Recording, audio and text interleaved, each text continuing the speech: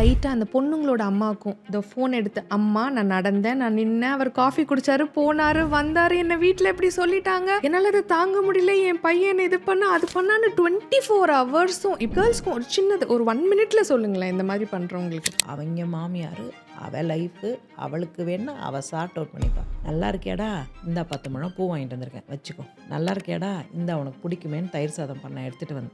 நல்லா இருக்கியாடா, மட்டன் பிரியாணி பண்ண இந்தா வச்சுக்கோ. அதோட ஓடி வந்துருங்க. அதுக்கு வேலையெல்லாம் பேசக்கூடாது. அது அவங்க லைஃப். அப்போ வந்து நீங்கள் சொல்கிற சொல்யூஷன் 2 அம்மாக்களையும் ஓடி போயிடுங்க, அவங்களோட வீட்டில் இருக்காதீங்க, அவங்க லைஃப்பில் இன்வால்வ் ஆகாதீங்க, அதுங்களை விட்டுருங்கயா. அவங்களே முட்டி மோதி கண்டுபிடிச்சிக்குவாங்க. அவங்களே வந்துருவாங்க. 2 உலகம் மோதி ஒன்று ஆகட்டும். நீங்கள் மோதவே விட மாட்டேங்கிறீங்க, ப்ரொடெக்ட் பண்ணிட்டே இருக்கீங்க. அப்புறம் அவங்க எப்போ தான் ஒன்றாவாங்க?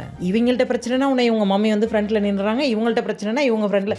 மம்மியுமா கல்யாணம் பண்ணீங்க? இல்லைல்ல, பையனும் பொண்ணு தானே கல்யாணம் பண்ணாங்க. பாவையா விட்டுருக்கையா அதுங்கள. வேணா 2 வாய் சோறு கொடுங்க, இல்லை ஒரு கப்பு காஃபி கொடுங்க. கண்ணு நீயும் உன் புருஷன்